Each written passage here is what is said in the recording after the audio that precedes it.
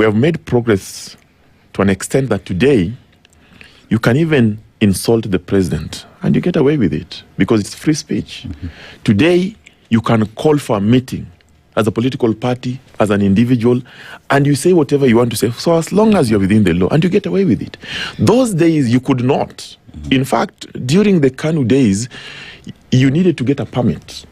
Today, you don't need a permit. Today, you need to inform the relevant authorities that I intend to do this within the confines of the law, Article 37, and you shall proceed. I concede that there are certain instances where, as a people, we have not probably exercised those rights within the confines of the law, and that is troubling, particularly where we have seen riots or assemblies becoming chaotic and people are injured, people are arrested for whatever reason. But I want to remind our viewers and listeners that the people of Kenya, when they gave themselves these instruments, these legal instruments, remember the constitution we have today is the constitution that was passed by over 67% of the people. They said, we want the Bill of Rights. And in the Bill of Rights, they also gave themselves part of the constitution, Article 37.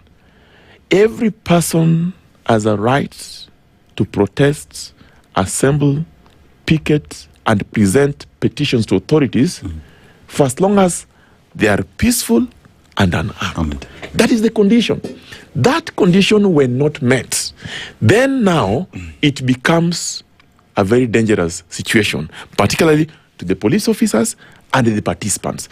And that's where we are today. We are struggling as a country with how to exercise the provisions of Article 37, where we are agitating for certain reforms, accountability issues, issues of corruption, issues of, malpractice, wastages, and we go out to the streets and say, okay, fine, we want to present a petition to Parliament. But as we do so, we have a genuine cause. But in our cause, we are infiltrated by people taking advantage of the very, very noble cause to cause chaos. The police at that point must now act to protect both life and property. In doing so, we have seen confrontation.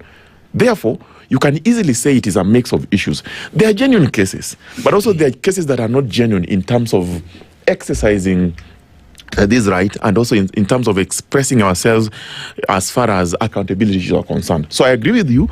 There are instances where we seem to be going back, but it is a mix of issues. It is a mix of issues. What is it that we must do as a country to ensure that we are on the trajectory of reform that we'd want to see? Because every time we see things, I'm sure we are not the same way we were in 1990s. We don't want to be the same way 10 years to come, the same way we are today.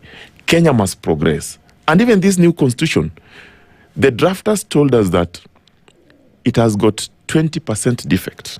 So it means if we're to have a perfect constitution, then there are certain things that we have to do. And maybe as we continue, I'll tell you what the panel is doing about this and what the reform agenda have been proposed by various stakeholders in doing so. Well, let's get into it now, because if we're talking about the fact that 36 years later, when folks were, it was a bloody conflict.